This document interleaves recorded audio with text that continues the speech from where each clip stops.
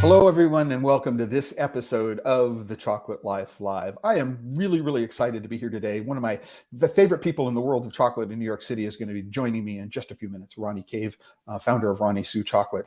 And this is the first in a new series that I'm going to start this year about exploring chocolate in New York City. New York is, one of the great cities in the United States. It's one of the great cities in the world. And yet, it is not really a chocolate city. And that's what it is that we're going to talk about today with my special guest, Rhonda Kave. Hey, Rhonda, welcome to the Chocolate Life Live. How are you today? Thanks, Clay. Doing great. Yeah, Good to see you. For me, one of the great things about starting the series was I'm going to get up out of my apartment, right, in Brooklyn and have a chance to go visit people all around New York City, see their shops for the first time, share the experience, and share the history. And so for me, a lot of this is going to be like a walk down memory lane. It's going to be revisiting, the last 20 years of my work here in chocolate in New York City. And, I'm really looking forward to that exploration. Michael Lyskonis at the Institute of Culinary Education. He and I last year did this series on Clubhouse where we looked at the history of chocolate in New York City, but from the 1700s through 1950. Yes, yeah, And I so remember seeing that. this is the last 50 years. So we're going to go and take a look at that. I want to remind everybody, no matter where they're connecting in from today, whether it's LinkedIn, Facebook, or YouTube, to go into the comments. Right. Let us know if you have a question for Rhonda, put it into the comments, or just let us know where you're connected from. Right. So I'll do a quick shout out to people who let me know where they're connected from. I know I have a global audience, and it's always nice to connect with everybody this way. So please, feel free to give yourself a shout out, and then I will give you a shout out. So Rhonda, we spent, I was planning to come by on Saturday for about an hour. We spent a little over 2 hours, I think, and talking about this and that and the other, going in and reconnecting on a lot of really interesting ways. A lot of memories. So what I want to do is I want to go back and sort of and look at the early history of Roni-Sue. So, as you were growing up, listen, you have a family, you have children. Did you always want to get into the chocolate business? What convinced you to start off? What got you started off in making chocolate? Well, I always loved playing around in the kitchen, even as a child. But the thing that really got me started doing chocolate was when my children were very young. I lived out on Long Island, and my neighbor and I both had children the same age. And, we were going crazy with these young kids, and we really wanted to get out of the house. So we decided to take some adult ed classes at the local high school. And we took a variety of things. And one of the things we took was a candy making class. And the woman taught us to make butter crunch toffee, and she taught us to make what she called nugget roll, which she actually meant nougat. But yeah, the butter crunch kind of stuck. Both my friend and I loved it, and more importantly, the folks who tried it loved it. So we decided that, it was already like November when we took this class, and we said, gee, what if we just get together in our kitchens and make some butter crunch toffee? We can box it up real cute. This is in the early 80s. So it was very much not a DIY kind of gifting situation culture at that time. So folks really loved it. They were charmed by it. And more importantly, they loved the candy. So we found that the next year in September, folks were getting on the horn going, hey, you guys still making the candy? Just want to make sure we're on the list. So that was like a 20-year process. And, we just kept adding to our repertoire. And, so it's kind of in the back of my mind that it could be a business for me one day. All right, so your children get to a certain age and you decided to go back to night school to get a degree. If I remember correctly, sociology, is that correct? Yeah. Mm-hmm, and somehow in there you were talking about the history of markets. Was it markets in New York City or just markets in general?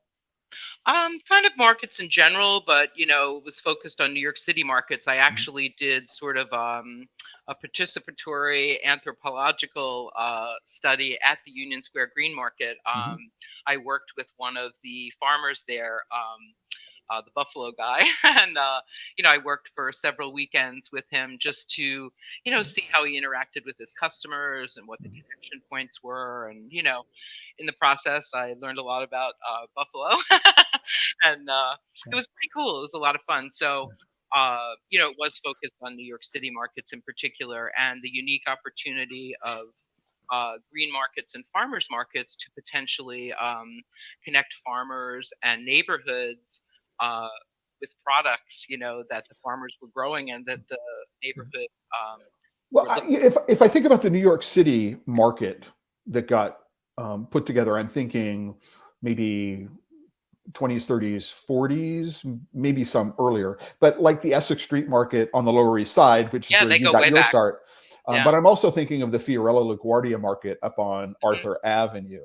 There's a tie there into the immigrant community, isn't there? I mean, that Most you talked about connecting customers and farmers, but you find goes back even that far. Yeah, you're right about that. Right. So the origin of the city markets, of which the Essex Market is one, and Moore Street Market, and La Marqueta up in Harlem, they're all part of the same kind of system.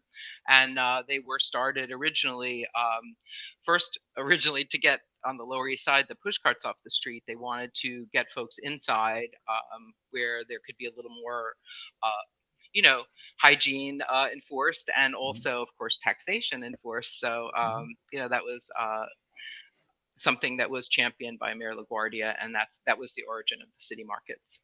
Right. So I had a chance to visit you on a number of occasions in the Essex Street Market, and I was in the Essex Street Market before you moved in. There's a really wonderful vibe that's associated with those markets, a certain kind of energy.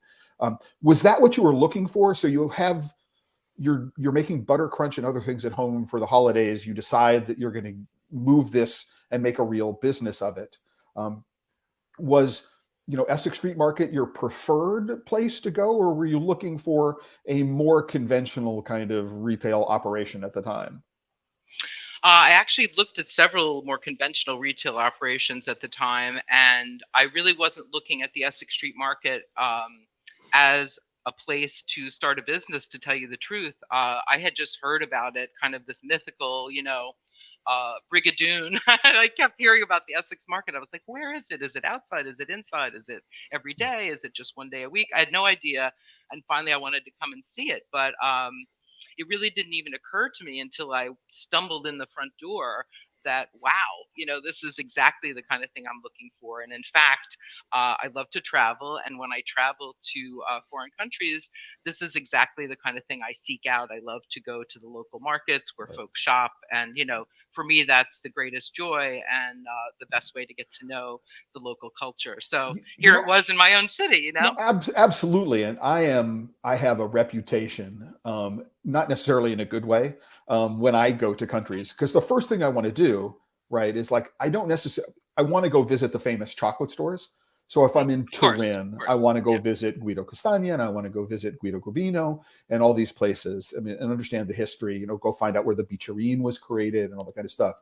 But I want to go to the market, the Porta Palazzo market in Turin. It's like the market in Barcelona. It's just like, it's, or Mercado Numero Uno in Lima. I mean, that market feeling is just so amazing. The energy is the best. But when you moved in, you ended up moving into a back corner in what was a converted supply closet or something like that you shared with a barber?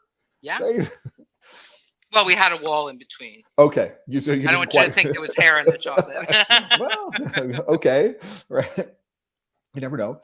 And you were there for what, a couple of years before you got a chance to move more towards the front of the market? Yeah. We started out in what we could get, which was literally a repurposed storage closet.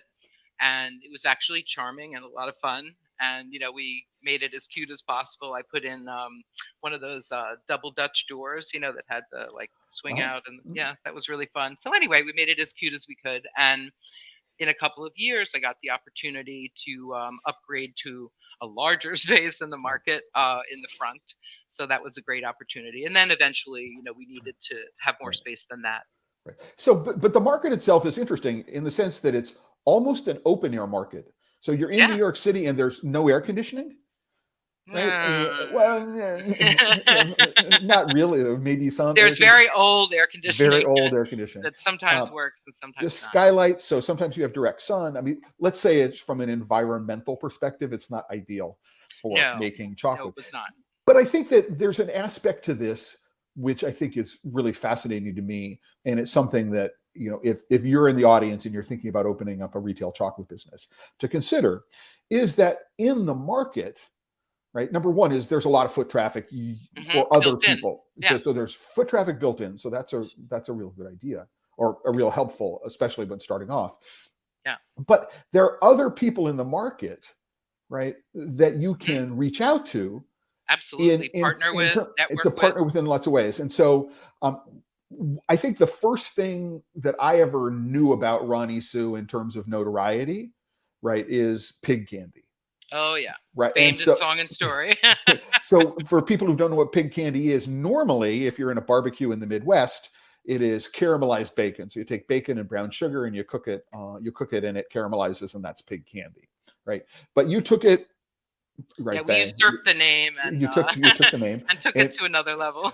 But what it does is it represents this wonderful creative partnership. You know, so in the Exeter Street Market, there's this just really, really interesting hole in the wall. It's not a deli. It's I don't know how you'd characterize Shopsons in terms of the kind of food that it creates. But you also have butchers. Right. So the butcher would provide you with the bacon, and you take it over to Shopsons, and Shopsons with deep fried bacon. Right. If people want to take only way.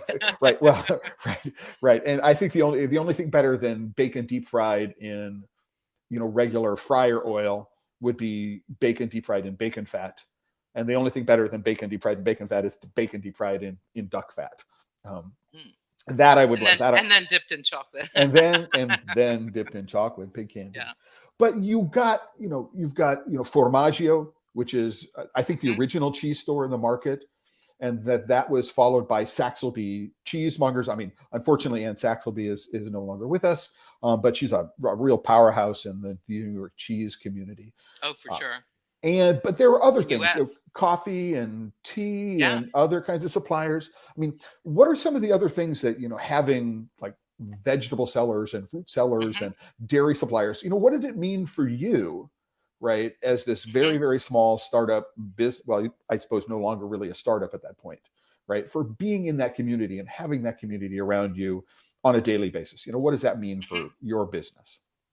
Yeah, I mean, it was so convenient. For example, we need to make chili lime lollipops today. Okay, I'm just going to walk literally across the aisle to my neighbor Sabeda and get 10 limes for $1, zest them, and, you know, I need some chili. No problem. I can get some, you know, chilies, either whole or just the seeds, whatever I want, you know. So there were so many things that were available. And even more importantly, I have to say the opportunity to kind of brainstorm with other folks, particularly the creative craziness of Kenny Shopson, you know, was a lot of fun, and that made a big difference for me. I'm a person that kind of likes to be alone as a creative, but I also really thrive on collaborating with others. So, you know, that was kind of an ideal scene in that market. It sounds like it is. I mean, I think that one of the challenges that many small chocolate makers, whether you're making chocolate from beans or you're a confectioner and or baker, is that, you know, you start off in a sort of like a solo kitchen environment and you move into a solo retail environment. And I'm going to take it back personally for me. All right. So, because I think that one of the things I loved about Shopsons, and I saw it the first time, is that Kenny used Gray Lab darkroom timers. So in his kitchen, there were all these darkroom timers that would count down, and, you know, it took when me the back brisket was going to be done, or whatever, right? You know, there's just darkroom, and, you know, it took me back to my days at RISD working in the darkroom, and I had this epiphany after leaving RISD, working in darkrooms professionally afterwards, that what I liked most about working in the darkroom was I could walk out of my dark room and I'd be in a room filled with other people who were involved in their own creative processes, right? But it is an opportunity, number one, to interact with people, right? But also to get feedback and to talk and see about, what other people thought, outside of the critique situation, which is the only other time we looked at each other's work. And yeah, and I think that sometimes in the kitchen environment or in the kind of environment that you have is, what would Roni-Sue's be like today if you didn't have that, collaborative, environment early on in your history? Very different. Yeah. Yeah. Right. So I want to take a quick break. We're almost a third of the way to the program. I want to acknowledge Kurt Keisler, who's connecting from Charleston, South Carolina, one of my favorite cities. There wasn't any chocolate in Charleston other than, I think, pralines or something like that. I'm trying to remember the last time I was in there, probably 2006, 2007, 2008. So thank you very much, Kurt, for letting me. And he asked, do I get a chance to talk to Cocoa Supply there in Brooklyn? The answer is yes. I am in regular contact with Lila Carvajal at Cocoa Supply. As a matter of fact, there's going to be an article in International Confectionery Magazine on my trip to her factory when I was there in October. And she and I have been going back and forth by email.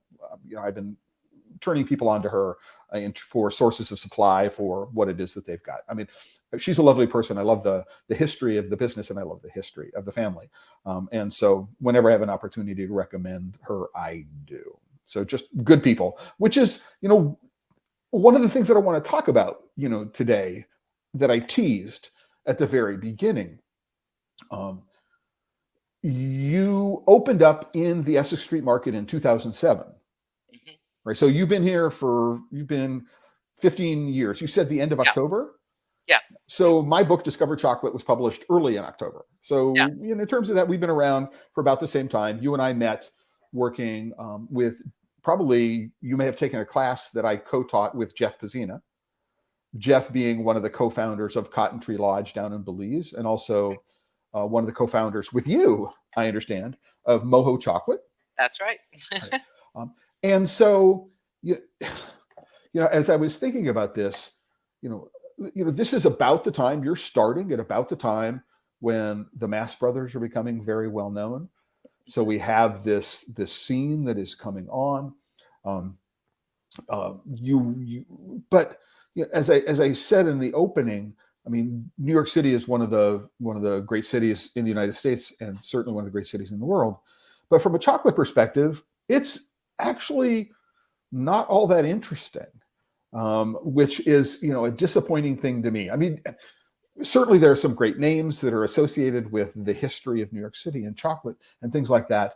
But I think of Paris, for example, or I think of Brussels, or I think of any of these cities. New York City hasn't been able to establish a similar kind of chocolate culture. Now, it could be that it's just American. But what are your memories of the other companies that were around the time you started, and how do you see the way chocolate in New York City has evolved over the course of the last 15 years? Yeah, I mean, there were a few small makers that were starting out when I started out. New Chocolate, I think, happened a year or two after I got started. There was Linda at Bond Street Chocolate. She was kind of famous for her golden Buddha statues out of chocolate. Thank you very much. I was sitting here writing my article, and I know that there is another chocolate maker right there, and I forgot the name. Linda, Bond Street Chocolate. I'll add it. I'll add it. Yeah. Yeah. Okay. And then there was Rachel that had her little place over in that alleyway. She had a lovely little chocolate shop there, and it was in a peculiar little kind of dead-end alleyway. I can't remember the name of it right now, but so there were a lot of kind of small makers that were, and just getting started like that. And then of course there was Joe Mart and Lilac. The folks who've been around for family businesses, have been around for some generations. Producing kind of classic American favorites. So that's kind of what I remember in the beginning. So I think also we see that around this time, so Jacques Therese had left. Of course, Jacques Therese had left Le Cirque. At this time, he's probably on the Food Network. Yeah, right? he So was pretty established at this point well, already, you he's know. one of the, him and Emeril Lagasse and a few other people are basically responsible for Food Network Yeah. surviving. So we've got them, and then I was at a party around Christmas time for Mary Bell Lieberman, Oh and yeah, I of course. realized that Mary Bell, right? I think of her as sort of the doyenne, right? The Mhm. grande dame of chocolate Mhm. in New York City, um, known for a particular decorative technique, Oh right? yeah. And the Mhm. paintings of her husband's as full service transfers on slabbed and Mhm. robed ganaches. So this is a perfect segue for me. What are your influences? I understand that you had this particular introduction to butter crunch, and we're going to Yeah. taste some. I mean, I actually asked Rhonda about getting some butter crunch for my daughter, and she is sacrificing, unbeknownst to her, she is sacrificing some of her butter crunch collection for a tasting today. But where did we talked about Shopsons and we talked about the ideas that were in the market around you then. But in Mhm. general, I take a look at sort of the graphics. So you have Mhm. something. It's backwards. I'm sorry for everybody. It's for me. Everything is a right way around behind my shoulder. So this is my left shoulder. Um, but if I go take a look at, for example, this is the neon sign that's out the Mhm. front door for you. So if we go take a look at sort of like this 40s or 50s Mhm. influenced awning, I mean, how does, I get the visual inspiration, but when it comes to inspirations for, flavors and things like that, where does that come from in the Roni-Sue world? Yeah. Well, I want to tell you a quick aside about the sign, first of all. Uh, the sign, there actually, the neon sign is not the original. There's one that's hanging in my shop that is the original Roni-Sue sign, and it's from my mother's store when I was born in 1953. So she had a women's clothing store in our small town, and when I was born, she decided to add a little girl's shop, and so it was called the Roni-Sue shop. So the origin of that sign, it is the original sign from the Roni-Sue shop, and I took that as kind of my totem, and homage to my mom. So that's how that came about. As far as the flavor inspirations, I love flavor. To me, my biggest pet peeve, if I'm going to buy a nice box of chocolates, and I bring it home and I start tasting through it, and I'm like, gosh, I don't know. Was that the hazelnut? I'm not sure. Was that the, Mhm. dark chocolate cream? I don't know. So that to me is not okay. So when you taste my chocolate, I want you to understand what it is. Um, I like to create a layered flavor profile. I don't usually like to mix different flavors. So, I do a strawberry rhubarb, that's one that's mixed. But usually, if I do a passion fruit, it's just passion fruit. If I do, a champagne, it's the champagne. So I like to keep things kind of singular and really build a flavor profile out of different elements of that flavor to create a really nice kind of flavor bomb. That's what I like to do. All right. So everybody, this is another example of bacon being used in a product. So it's a caramel covered popcorn, Yeah. which has got some bacon bits in it, And um, chili spiced peanuts too. and chili spice peanuts. So we can think of it as crack jack like, right? Yeah. So cracker Mhm. jack with bacon. Yep. And I can tell you, I opened up a bag that I got, right? And, That was for your daughter. yeah, well, the You're sacrifices, sacrificing that the too. sacrifices she's making, unbeknownst to her. Indeed. And I Indeed. can tell you, if something like this interests you, you tell me you're going to stop production on it very shortly. Yeah, we're just going to do them wholesale now. We just Gotcha. find that, they haven't been selling well at the retail level. And so, yeah, it just Right. doesn't pay to make it anymore. But it's a lot of Right. fun. I think we're one of the last men standing making caramel corns. Yeah, no, understanding. And so, do you think that is this a change in taste as a result of 2 years of lockdown, or were the sales volume of this changing before lockdown started? It's been changing, and to tell Okay. you the truth, I don't really do. I'm very lacking in promotion and that kind of stuff. That's not something that, unfortunately, I Mhm. have a real skill at, and I don't focus on it. And so, you know, maybe if we promoted it more, it would sell more. But you know, yeah, we Gotcha. just, you know, for me, it's always been a wholesale product. That's why it was created in the beginning. And, you know, the retail was just sort of like, oh, we have some if you want to buy it. But, you know, it's really always been a wholesale product for me. Well, you know, jumping onto that point, so when you're in the Essex Street market, you know, obviously something like shelf life of the original is going to be an issue for you. And so you've got a traditional truffle display case, you're standing behind it today. Yeah. But those are not necessarily items that you can wholesale without completely changing the recipes, right? Correct. And if you're in a small space, and I can tell you, we struggled to get your refrigerator console into that space. I mean, one of the true splurges you did early on, like 2009, 2010, was to get an Aeronox cooling cabinet in the place. So that you could actually function in that environment. function in the heat of the summer. Right. And you know, we had to take it apart in order to get it through the loading dock doors, as I recall. It was not a simple thing. So having shelf stable product was a really, really important part of the business from the very, very beginning. Yeah, I soon figured that out. So let's talk about another one. Let's talk about another one. Beer caramel pretzel nuggets. I mean, these are another one of my favorites. You talked about Rachel, and I forget the name of her company, but she used to take the end pretzel bits of things that she did and then roll them in chocolate as well as caramel, right? So it's a great way to take what you might think of as a waste product and turn it into something that was a value-added thing. So, but I call those Rumpelstiltskin products. Rumpelstiltskin. Spinning straw into gold.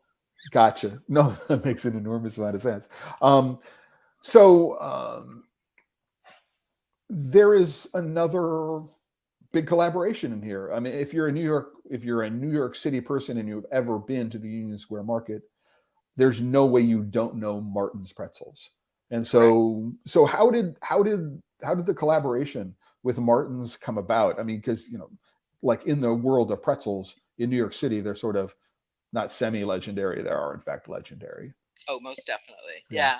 Well, I've always been a Union Square Green Market shopper. Even before I moved into the city, I would come in just to shop at the Union Square Green Market. So I knew Martin's Pretzels since they were there, which is since the beginning of the Green Market. I've always loved them. When I started making a product, the caramel corns, we made one called beer corn. And it was using a beer syrup that we made using Brooklyn Brewery beer at the time. So that was another collaboration. And one of the inclusions that we put into the caramel corn was bits of Martin's Pretzels, you know, to have like kind of a different kind of crunch element and flavor element in there, along with some candied mustard seed. So we were showcasing this at a craft beer festival, and right across from us were the guys from Martin. So I went over there with little cups, sample cups. I said, "Hey guys, you know, just wanted you to try this. Has my, it's my beer corn and has your pretzels as an inclusion." Fast forward about a minute and a half, and Alfred, the owner of Martin's, comes running over like a maniac, and he's like, "Hey, can you make these just the pretzel bits for us?" And I said, "Why not?" Okay. So that was kind of the beginning of making the nuggets. They took off right away. That year, they were the #1 pick in the Martha Stewart Holiday Gift Guide. We did a little tin of them. That was real popular. And they've just been beloved ever since then. It is our most popular snack. Do they sell them in the Union Square Market? I don't think I've ever seen. Not anymore. They were doing it for quite some time. They did it for some years, and then I think at the pandemic they stopped doing it, and they just opened a little store in Jersey, a little retail shop featuring a lot of the products from the Green Market, and they have them there. Great. So you mentioned Martha Stewart, and you also mentioned that you were not very good at promotion. So take me back. What was the first thing that you made that came to the attention of the New York City food press? And you know what? And what did you learn from it? If what do you take away from that? Yeah. Well, what I learned was when you're trying to start a business, you want to put yourself out there in as many places and different places as you can. So, I said yes to a fundraiser for the settlement house. I said yes to, participating in an event, at some fancy restaurant. You know what I mean? I would say yes Yeah. to different things. And one of the things I said yes to was to provide a little 2-piece box of truffles as a amenity for the local BID, the Business Improvement District Mm-hmm. here on the Lower East Side, for a press tour they were doing. And one of the people who got it really liked it, and she came in to see my shop and saw my tea and honey lollipops. And she was like, "Oh my God, these are so cute. I want to feature them as a critic's pick." This was for Time Out New York, which at that time was a big deal to get a feature in the critic's pick. So that was the very first thing that got the attention of folks. And it was a great feature and, really put us kind of on the map in the beginning. So tea and honey lollipops. I think if I go take a look that I have, well, right, there is a photo that includes, it's got the little tray sign says tea and honey, but maple bacon is what I see actually Oh, I in have the. one here in my hand as Okay, well. let's move over and get you full screen. Right. So, so this is something which I think is quite interesting. What are those things that are in? You have a funny story to tell about the inclusions in those lollipops. Please share the funny story of the inclusions in the lollipops. When we first started doing the tea and honey lollipops, I was crazy, and so I would make 4 different ones, right? So I made lemon mint, and I made spiced tea and honey, different ones, right? Like a lunatic, make 4 different ones for the package. So anyway, one of the ones was the spiced tea and honey, and it had a little piece of a cinnamon stick, and it had a whole clove, and also a little strip of orange zest, because we were crazy. So when you looked at it, the clove was like a little indistinct. You couldn't quite tell what was going on. So one day this young woman comes in and she looks at it and she goes, "Oh, that makes me so sad." And I was like, "It's a lollipop. Why would that make you sad?" And she goes, "Because the honeybee in there." And I was like, "No, dear, that's a clove." So she thought we were killing honeybees to make our tea and honey lollipop. So you've got a critic's pick in Time Out New York, somebody who's not paying close attention, but you also had like this insane outsized order for lollipops for some. Yeah, that was just random. Someone saw the critic's pick, grabbed the magazine. Some installation somewhere. Yeah, it was in California. There was a brand new art museum opening in California, and now this was in 2008, so we're going back a long way. And they were going to have a sort of a performance space that was also a little cafe attached to the Art Institute, and it was a maid cafe, MAID.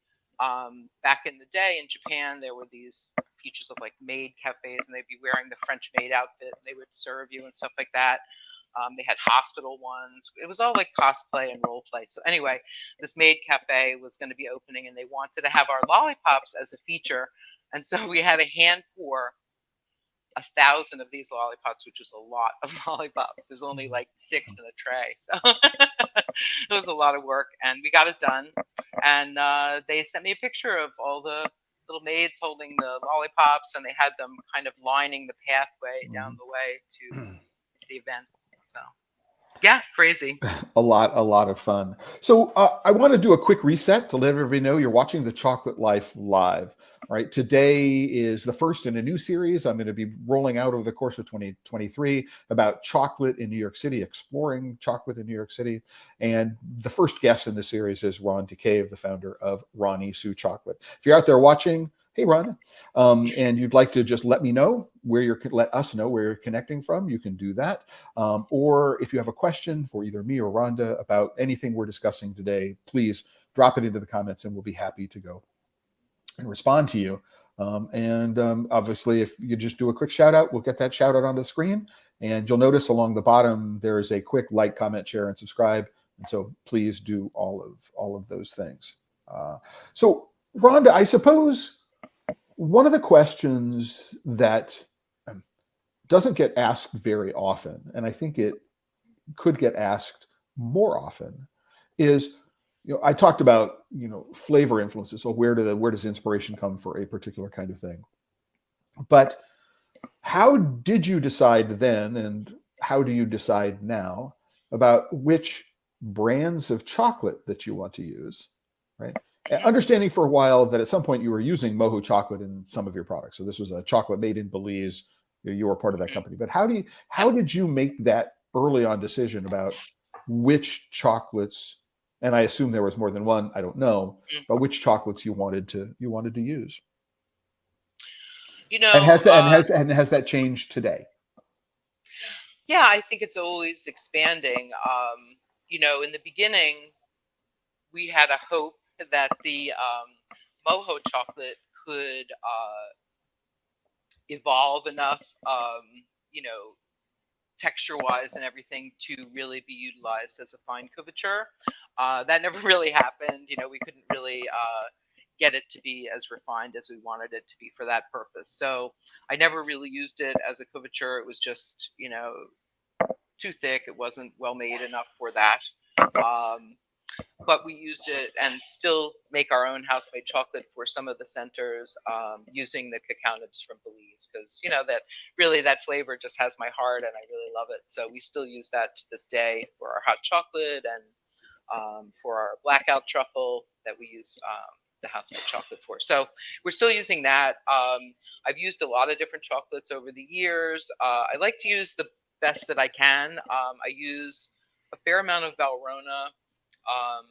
I like their white chocolate because it's lower in sugar, has a nice high butter fat or cocoa butter content, and I like using their white chocolate.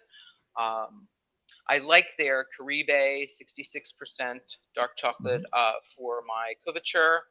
They make other couvertures that are much more kind of interesting and nuanced in flavor, but I like the Caribe because it's a nice clean flavor profile. To me, I'm not interested in you experiencing rapture from the shell, right? I want you to taste what's inside, which is my work, my craft, and that's what I want you to appreciate. So I like just having a really clean, neutral chocolate on the outside. And so you have some own made, some Valrhona, other companies that you've used in the past that you'd like to share, that you've used. I mean, so flavor is always going to be a primary concern. Right? But to what extent, given where you are, which is New York City, right, does the difference between $5 a pound and $6 a pound matter in terms of the price structure for what you're making? It really depends. Like if we're doing stuff like a class or something, I'm going to use, a pretty workhorse kind of chocolate for making a basic ganache that people are going to learn to dip a strawberry in or something like that. You know what I mean? They don't need to have the finest of the fine for a class because they're learning how to use the materials, So I'm not going to put, a super expensive chocolate in the hands of somebody that, has never used it before. So, we use really basic workhorse chocolate for that kind of thing. Same with, if we're going to do something like we make chocolate bars, for example, for a couple of different companies. And, depending on how much they want to spend for that chocolate bar, for that final product, determines how much we're going to, what kind of chocolate we're going to use for the base. So, yeah, it just really depends on the circumstance and, what we're making. I'm intrigued about this whole question. I mean, I had the great good fortune early on in my career of taking a class at the La Maison du Chocolat outpost on Madison Avenue with Robert Lanx. So he came in from Paris and sat down and did these classes. And one of the things that he mentioned was that he used the same chocolate for enrobing for every single one of his dark enrobes.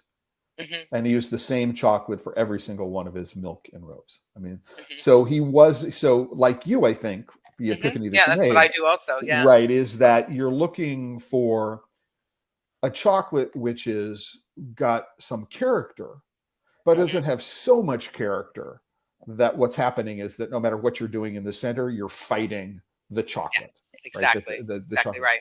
Right. Yeah. And it's sort of like Manjari is so recognizable. Exactly. I would never use that as a couverture because, Well, unless you were doing something that had red fruit or similar kinds of flavor profiles. Of course. But yeah. Yeah, if they're going to marry well, that's fine. But what I'm saying is, just like what you just said, I use the same ones because for me, they're an envelope, Right. So from a teaching perspective, you're giving classes. Let's take you all the way back to the first cooking classes in Butter Crunch, right? Many, many years ago. What is there a specific lesson you learned from that teacher, right? Making Butter Crunch that connects you through the way you teach today, the way you give these classes? She was just very matter of fact, and just wanted to show you how to do what she knew how to do, and she was just sharing her information. And I like to run my classes in that way also. I like for them to be, a conversation and not a lecture, so I like the feedback from folks and the questions from folks and the comments from folks. So all that to me is important. Sounds like someone's opening some chocolate. I'm opening up the Butter Crunch because I asked that butter. So I used asking the question about the Butter Crunch as a segue into opening up the Butter Crunch. So it says it is our signature candy. Yep. Has the recipe changed at all since you started making it? Are you making the same thing that you're making it in the same way that you started making it in the early 1980s? The only thing that really changed is, when I was making it with my neighbor, she always liked it a little lighter than I liked it, and I always liked to push it to almost. You're talking about the cooking temperature. Yeah, the cooking of the toffee itself. Yeah, right. I always like to kind of almost burn it. You know what I mean? I like to have that kind of bitter edge. I like the texture better. I like the flavor better. So that's really the only thing that's changed is I like to cook it a little longer. Right. When I think of gourmet chocolate, right, and I think about childhood. So C's Victoria English toffee. So Butter Crunch with almonds. Yeah. Right. Covered with dark chocolate. I mean, this is one of the two flavors of childhood for me. Sure. Butter Crunch. Yeah. Right. And these days, such an American candy. Yeah. These days you can't buy it in sheets. When we grew up, you could buy it in big shards, and now they only make little nuggets like this. And I'm really sad about that. But you just can't go back home. You just can't go back home. So I have this very, very particular memory. The other thing was something called House of Bauer Bavarian mints. So it was a mint melt away, and that was my father's. My father's.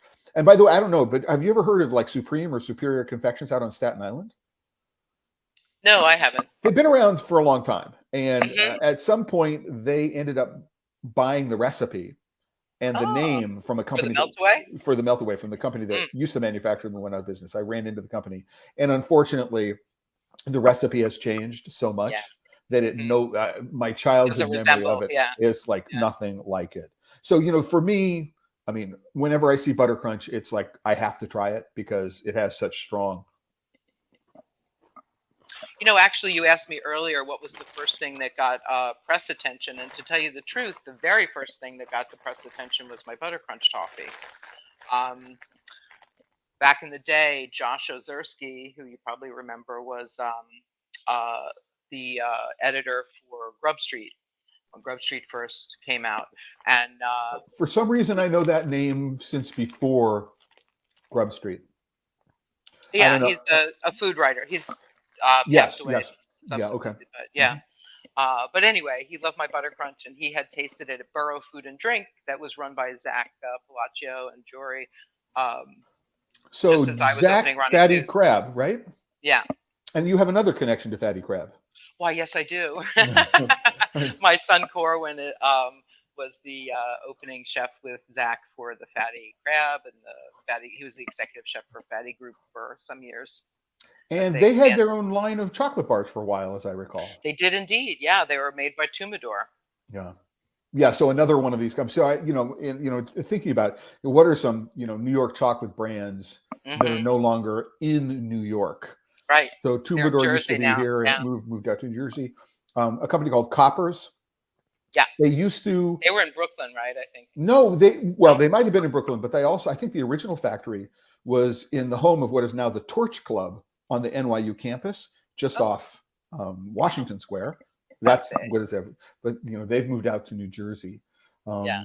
So Jacques Therese, I don't think he ever had a factory in New York City. He originally was under Dumbo, the down under Manhattan Bridge overpass, and is now in the Brooklyn Army Terminal. He's in the Brooklyn Army Terminal, which is an industry city. So we have this sort of changing landscape, very, very slowly changing landscape, but the connections are what's really interesting. I knew Jean-Francois Bonnet when he was the executive pastry chef at the Ritz-Carlton on Central Park South, because I was selling Michel Cluzel couverture to him right in the late 1990s, early 2000s. And then after that, he went to go work for Daniel Boulud as the executive pastry chef at Daniel. And through another job that I had, I was working to try to represent Fatty Crab products, I think wholesale at some point. And so, but I had forgotten Zach's name that was associated with that. And all that we're saying here, people, is that if you're around long enough and you have a semi-decent memory, at some point you find that there is a 0 degree of separation with everybody else in chocolate in New York City or anywhere you happen to be working. Well, there was also Little Bit Sweets, right? Little Bit. Yeah, Little Bit Sweets. Who was Little Bit? Was that Rachel? No, that was Jen King and Liz Gutman. And Liz Gutman was an assistant of mine, and they actually launched Little Bit kind of out of my space in the Essex market. Great. And I'm thinking, when I think back to Maribel, I believe her first retail operation, this is before she was making chocolate. I think she was having Jacques Therese make her product for her. She had a chocolate shop in an eyeglass store.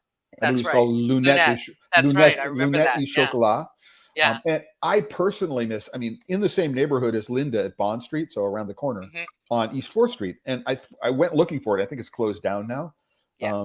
So my favorite name of a chocolate shop in history, right? Obsessive Chocolate Disorder. Yeah. They got sold. That took over from Linda. Yeah.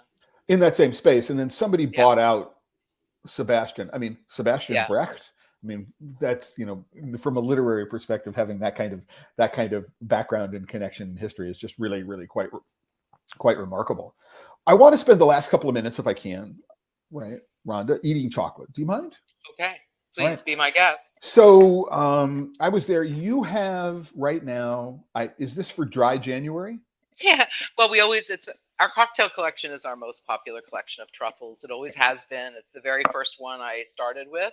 Okay. And, it's, kind of an ongoing thing. And we thought, dry January, a lot of people are trying not to drink or have cocktails, but you can still eat chocolate. So we have our cocktail collection truffles that, taste like the cocktails they're named for. And that's kind of a fun. So we're doing a little feature for that for dry January. So I have a section. This is backwards for everybody. Not quite a bingo card, but I have a selection of 6 of them. And number 1 is absinthe. I have a rosé love potion. What's in the love potion? That's a signature cocktail for one of our collaborative partners, B. Stuyvesant Champagne. Oh, nice. Yeah, we are using their champagnes now in our champagne truffle, the rosé, and the love potion is using their reserve champagne. It's kind of a riff on a French 75, so it's a little gin and some blackberry and champagne. And we're using a little bit of the ruby chocolate in the center of that, just because it's kind of. I want to show everybody. All right. Oh, you know what I can do is I can go like this, and I believe. Is it this one? Yeah. Okay. So these are 16 of the. No, that looks like there's some duplicates in here. So this is these are members of the cocktail collection. And here we have members of a New Year's Eve or New Year's collection. It's the Chinese New Year collection, the other one. Yeah. Chinese New Year's collection. And I went past here. You're celebrating. All of these bottles are empty. Right? It Did was you a empty? tough, Did you? tough Did you job, empty? but someone had Did to do you? it. Okay, and the sacrifices we all have to make for That's chocolate. right. Yeah, I get it. Right. And this is right in, as you walk in the front door. Count orgasms, not calories. That's I That's our think, theme. right. That's totally. I get that. Forget love. I'd rather fall into chocolate. So just some of the decoration. And again, we're going back there. So I'm guessing dark and stormy is rum and lime. That's right. Okay. And ginger. And for the ginger beer. And if I can, let me jump really quickly and do this. I think it is the one that looks like that. It's got the crumbs on it. It's got the crumbs on it. Yeah. Okay. Yeah, that's the ginger snap, crushed ginger snaps around the outside, so it gives it a little texture and extra ginger punch. So even though by law in New York, you have to have no more than like 0.5% alcohol in here, the aroma of rum, and this is really quite remarkable. It's the first thing that hits you as you bring the. There's a strong aroma of rum. And then the lime pops through in a really, really, and I'm assuming this is fresh, mostly fresh lime zest. Yeah. And I have to admit, I'm sorry, go ahead. No, go ahead. No. I'm enjoying this. My mouth is full of chocolate. I'm going to wait until you say something. Fair enough. I also like to use as flavor intensifiers. I like to use a lot of freeze-dried fruits, that kind of thing. So I also use some freeze-dried lime juice powder in that. Oh, okay. I think that's a wonderful little, and you find freeze-dried lime powder? So I've been using freeze-dried fruits and vegetables for almost 40 years. There was a company back in the day called Just Tomatoes. They were the first ones to come out with it. Yeah, they're now called Karen's Naturals. It's the same company. They've been selling in health food stores, that kind of thing, for decades, and also wholesale to pastry chefs and stuff like that. But now you can get freeze-dried fruits in like Whole Foods and Trader Joe's. They make lines of them. So I just think it's a wonderful thing to use to give some nice flavor intensity. I'll give you a little tip for any of the bakers in the audience. If you want to up your game for buttercream frosting, right? Substitute some freeze-dried fruit powder like raspberry or strawberry or mango, something like that, for part of the confectioner sugar in your buttercream frosting. It gives some delicious color and flavor and cuts down on the sugar. So that sounds like a great idea. And I don't know if you know this, but I want to say thank you to Kurt for mentioning Cocoa Supply. But one of the things that they have is they have a freeze-dried cacao pulp. Right. So you've got powder, which is going to give that flavor. Yes. And also there is a really, really fabulous citrus fruit there, naranjilla, with a kind of orange. So I could recommend if you're looking for interesting sources. Yeah, just Yeah, we do a cacao fruit truffle sometimes, and we use the cacao pulp, the frozen cacao pulp from Brazil. Yeah, they sell pasteurized pulp. And if you want, nice. I've made hot sauces from pasteurized cocoa pulp. It's a really great thing to do. What I was going to say is I'm not really a fan of champagne truffles, like the Toy Story champagne truffle, which has got crystallized sugar on the outside of it. Yeah. Because I'm going, why do you go through all that experience to make something smooth, right, and melt in your mouth, and then have that crunchy outside on it? Yeah. And the thing that I was kind of worried about with the graham crackers is that the way that they would do, and they're there, but they're not as intrusive as crystallized sugar, rolling something in crystallized sugar. Yeah, they're there. Yeah. They're a flavor element. They do provide a little bit of texture, but what happens is after the chocolate melts out of your mouth, you'll have these little bits of things to play with, right? And I find that fascinating, just like the texture that happens after this. Too. So the next one, I'm just going to go from top to left. This is absinthe. Okay. All right. And so what is the decoration on the absinthe? That's candied fennel. Candied fennel. Yum. I love fennel. Me too. Yeah, I used to use fennel pollen, and then I found the candied fennel, which I like because it's nice color and stuff on it. Do you candy it yourself? No. Okay. There's a bunch of candied bits like that you can get. You can get rose, you can get hibiscus, you can get ginger like that. Mint. I use the candied mint on the bark we make for Christmas holiday. So what I like about what I personally like about fennel, right, is it has this sort of anisey, licoricey kind of bit. But in this particular, but vegetal as well. Very definitely the case. And what happens when you cook it is you caramelize the sugar and it tends to get much sweeter, right? And what happens here is that's not what's happening with the anise flavor here. So it takes the chocolate and just makes that base, right, much richer. It's not necessarily more bitter, it's more intense in lots of interesting ways. The little bits of candied fennel have a little crunch element, little bright aromatics in it, and some sweetness to balance things out. It's really, really interesting. No wormwood, nothing that's gonna. I don't add wormwood as an element, but it has absinthe in it. Right. So, sometimes absinthes are made without the. No, this is the real thing. Yum. Really, really, really good there. I'm going to go across the top. Number 53, the Love Potion. This is the one that is made with champagne from B. Stuyvesant. Yeah. Correct? So it's a beautiful purple color? Yeah. Right. That's the one.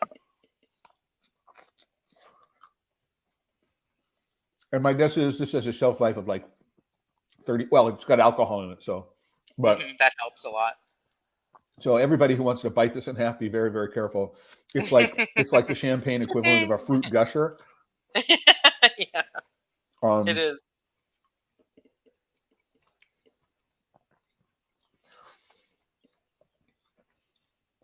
It's an interesting texture. Why is the center the texture that it is? Do you know?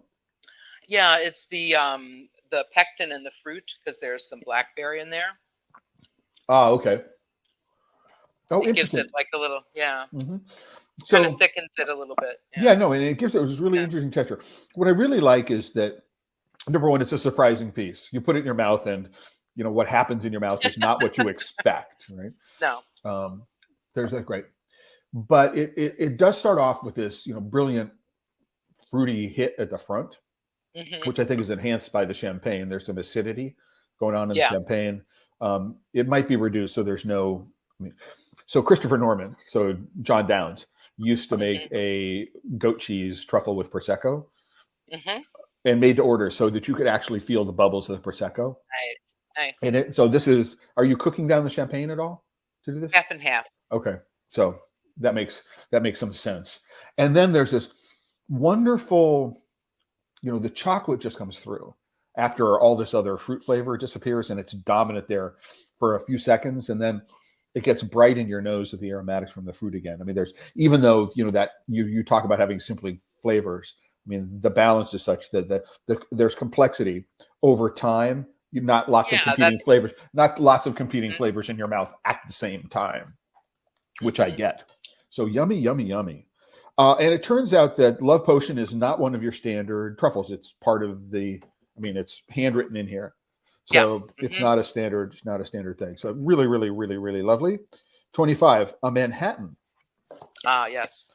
Right. So my favorite of the cocktail. The classic, your favorite. Are you generally, are you a Manhattan drink? Are you a bourbon fan generally, or a Scotch fan? I am. Okay. I am. I enjoy a Manhattan or a Boulevardier. We make a Negroni truffle too, so that's why I don't have a Boulevardier. Negronis are my favorite cocktail. My personal favorite cocktail. We'll have to get you a Negroni truffle next time. When I was in Venice, I was staying at this hotel called the Venice, and the bar there called Bitters makes their own house vermouth. Tomorrow, nice. Man, it just that. And you gave a quick recommendation for something to do with buttercream, adding fruit powder, right, Mm-hmm. instead of sugar, as a way of getting flavor and color into a buttercream. Yeah. Are you familiar with a company called Tempus Fugit? Tempus Fugit. They make an orange Amaro, Mm. which is called Gran Classico. Oh, okay. Oh, man. Nice. Right. When I was selling Solbeso, we used to make a 2-ingredient Negroni with Mm-hmm. just the Solbeso and the Gin. the Tempus Fugit. So why is so? I'm knowing you. I'm guessing it's a conscious choice about why the ganache in this is so much denser than Yeah. the other two. And what's that all Mm-hmm. about? It's just a different style, you Okay. know.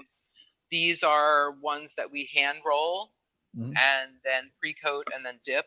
Mhm. The others are in a vessel. They're in a shell, so it's a more liquid type ganache that's piped into a shell, and then it's sealed and overcoated with more chocolate to seal it and finish it. So yeah, it's just a different style. I like to change it up. And what was the garnish? Is it orange? It's a cherry. A cherry. Yeah. Okay. So it has, you know, sweet vermouth, bitters, bourbon, and Mhm. cherry. Yep.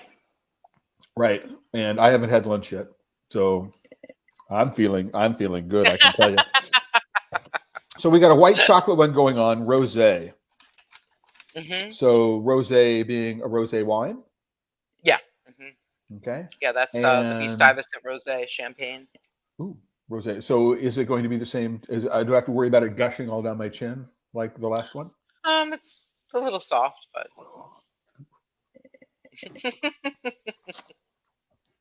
I guess that's a yes. Yeah. And because it's white chocolate, I'm guessing this is the Valrhona. Yeah. You know,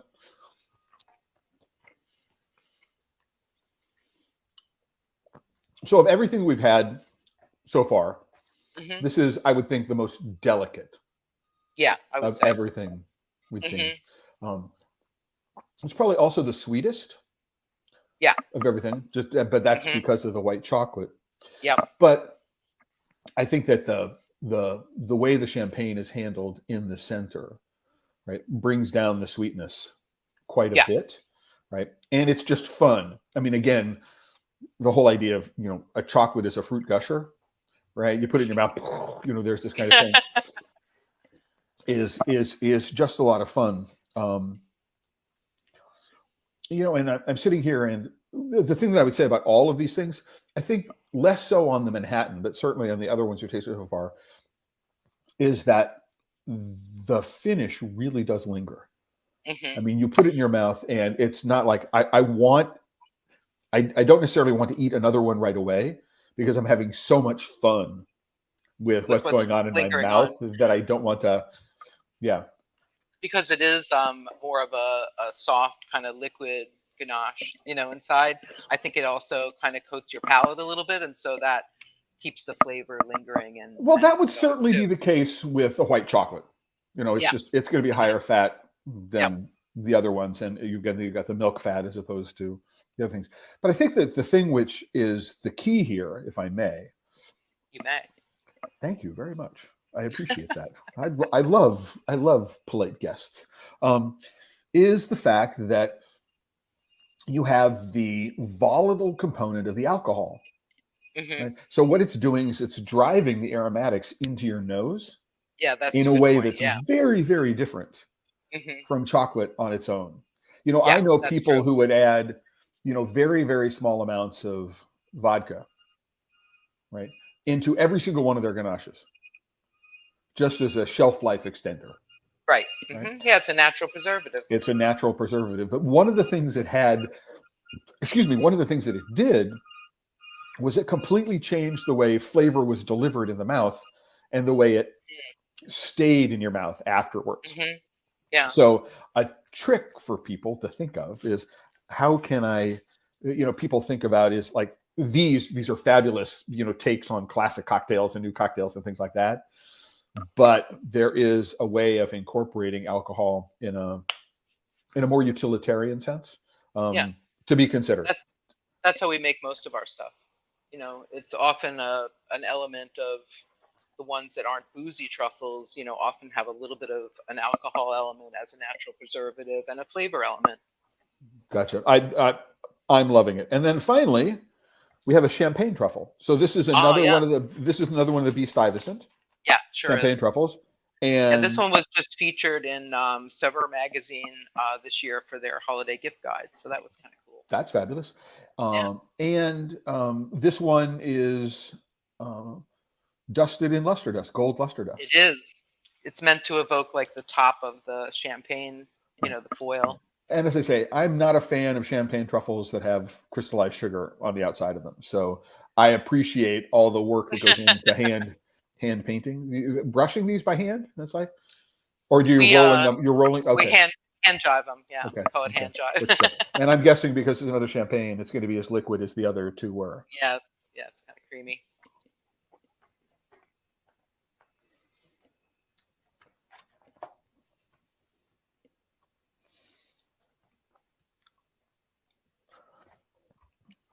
You know, I'm sitting here and trying to remember in all the times that I've come and visited you in the Essex Street Market and places like that.